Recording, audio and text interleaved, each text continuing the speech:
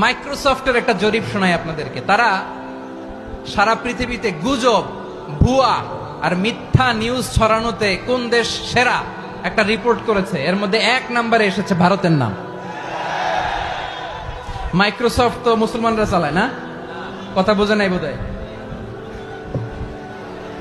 প্রতিবেশী দেশকে বলবো, আপনারা নিজের চরকায় তেল দেন, আপনারাও শান্তিতে থাকেন, আমাদেরকেও শান্তিতে থাকতে দেন।